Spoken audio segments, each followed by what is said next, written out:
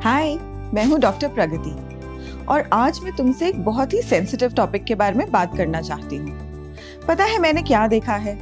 Young लड़कियाँ जिन्होंने recently अपने फिजिकल रिलेशनशिप स्टार्ट किए होते हैं, उनके मन में प्रेगनेंसी का डर हमेशा बना रहता है। आओ इसके बारे में तुम्हारे कुछ डाउट्स क्लियर करते हैं। अब तक तुम ये तो समझ ही गई होंगी कि अनचाही प्रेगनेंसी से बचने का सबसे सिंपल और इजी तरीका है कॉन्ट्रासेप्शन, यानी कि गर्भ निरोधन। इसकी सही जानकारी होना और इसको ठीक से इस्तेमाल करना दोनों बहुत जरूरी हैं। पर तुम्हें ये भी पता होना चाहिए कि अगर किसी कारण ये कॉन्ट्रासेप्शन काम ना कर पाए और तुम्हें अनचाही प्रेगनेंसी से डील करना पड़े तो तुम क्या कर सकती हो। अनचाही या अनप्लान प्रेगनेंसी से डील करने का एक तरीका है अबॉर्शन। हाँ, मैं समझ सकती हूँ ये वर्ड सुन के तुमको डर लग रहा होगा, पर अगर तुम सेक्सुअली एक्टिव हो तो इसकी सही और पूरी जानकारी होना तुम्हारे लिए बहुत जरूरी है। अबॉर्शन करने के दो तरीके होते हैं। पहला, मेडिकल अबॉर्शन, जिसमें कुछ गोलियों की मदद से तुम्हारी प्रेगनेंसी टर्मिनेट की जाती है, और दूसरा सर्जिकल, जिसमें कुछ प्रोसीजर्स की मदद से तुम्हारी प्रेगनेंसी को बाहर निकाला जाता है। प्रेगनेंसी ठहरने के पहले 9 हफ्तों तक यूजुअली मेडिकल अबॉर्शन किया जाता है और उसके बाद 20वें हफ्ते तक सर्जिकल अबॉर्शन सेफली किया जा सकता है। और हाँ, अगर तुम्हारी उम्र 18 वर्ष से ज़्यादा है तो तुम्हें किसी और की परमिशन की ज़रूरत नहीं।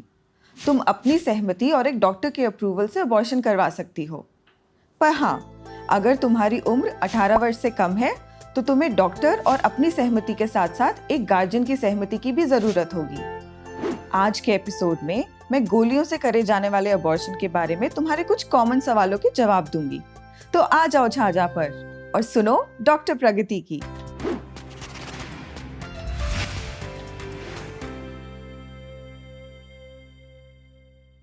शुरू करते हैं इन्हीं गोलियों से जुड़े 2 सवालों से जो आपस में रिलेटेड हैं।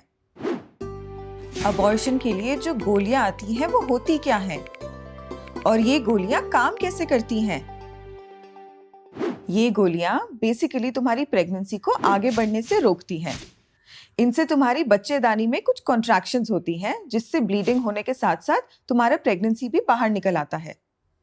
इस पैक में 2 तरह की गोलियों का कॉम्बिनेशन होता है।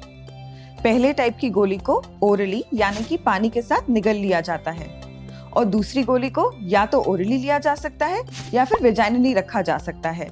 इन गोलियों को एग्जैक्टली कैसे और कब लेना है वो तुम्हारे केस के हिसाब से तुम्हारी लेडी डॉक्टर ही तुमको ठीक से बता पाएंगी।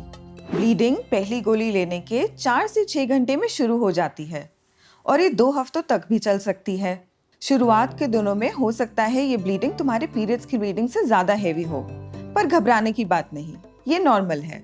पर अगर ब्लीडिंग बहुत ही ज्यादा हो या बहुत लंबी चले या तुम्हें कमजोरी लगने लगे तो तुम्हें तुरंत अपनी डॉक्टर को कांटेक्ट करना चाहिए।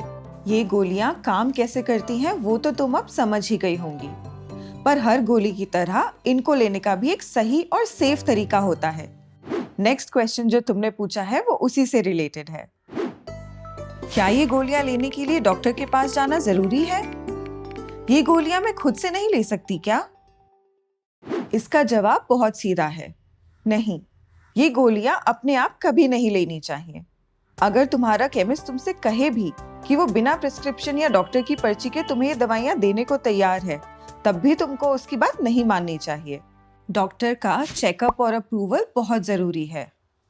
इस चेकअप के दौरान वो तुमसे कुछ बेसिक सवाल पूछेंगी, जैसे कि तुम्हारे लास्ट पीरियड की डेट। वो तुम्हारा प्रेगनेंसी टेस्ट भी करेंगी और तुम्हारा वेट और बीपी भी चेक करेंगी। जरूरत पड़ने पर हो सकता है तुम्हारा अल्ट्रासाउंड भी करें और तुम्हारा हीमोग्लोबिन भी चेक करवाएं। ये सब तुम्हें सेफ और हेल्दी रखने के लिए किया जाता है और उसके बाद ही तुम्हें गोलियां प्रिस्क्राइब की जाती हैं। गोलियां देने के बाद भी डॉक्टर तुम्हें अंडर ऑब्जर्वेशन रख सकती हैं, वो ये देखने के लिए कि तुम्हें गोलियां सूट कर रही हैं या नहीं। अगर गोलियों के कोई साइड इफेक्ट्स हो रहे हो, जैसे पेन या वीकनेस, तो डॉक्टर तुम्हें उससे आराम पाने में भी मदद कर सकती हैं। ये कोई साधारण दवाइयां नहीं हैं, इसलिए जरूरी है कि डॉक्टर के चेकअप के बाद और उनकी देखरेख में ही ये दवाइयां ली जाएं। नेक्स्ट क्वेश्चन जो तुमने पूछा है वो बहुत इंपॉर्टेंट है एंड बहुत अच्छी बात है कि तुमने पूछ लिया है। ये गोली वाले अबॉर्शन से फ्यूचर में भी कोई प्रॉब्लम आ सकती है क्या? नहीं, मेडिकल अबॉर्शन से फ्यूचर में कोई प्रॉब्लम नहीं होगी और ना ही इसके कोई लॉन्ग टर्म साइड इफेक्ट्स होते हैं। पर हाँ, कुछ शॉर्ट टर्म साइड इफेक्ट्स तुरंत हो सकते हैं, जैसे कि पेट दर्द होना, बदन दर्द होना, उल्टी जैसा लगना, उल्टी हो जाना, डायरिया या बुखार। ज्यादातर केसेस में तो ये साइड इफेक्ट्स कुछ दिनों में अपने आप ही चले जाते हैं, मगर अगर तुम्हें लगे तुम्हें ज्यादा परेशानी हो रही है या ये साइड इफेक्ट्स लंबे चल रहे हैं, तो तुरंत अपनी डॉक्टर को कांटेक्ट कर लेना। वो तुम्हें बेस्ट एडवाइस दे पाएंगी। इस पूरे टॉपिक से जुड़ा एक एग्जाम्पल मैं तुम्हें देना चाहूंगी। जैसे बोटिंग के टाइम पर सभी को लाइफ जैकेट पहनाई जाती है, चाहे स्विमिंग आती हो या ना आती हो, चाहे कोई प्रॉब्लम आए या नहीं। वैसे ही भले अबॉर्शंस बिल्कुल सेफ हैं, फिर भी तुम्हारी कोशिश यही रहनी चाहिए कि बात यहाँ तक ना पहुंचे। इस प्रोसेस में दर्द, वीकनेस और डिस्कम्फर्ट तो हो ही सकता है, तो क्यों इतना रिस्क लेना जब तुम्हारे पास एक सिंपल ऑप्शन है, जो कि है कॉन्ट्रासेप्शन। इसको सीरियसली लेना और कॉन्डम्स को हर बार इस्तेमाल करना।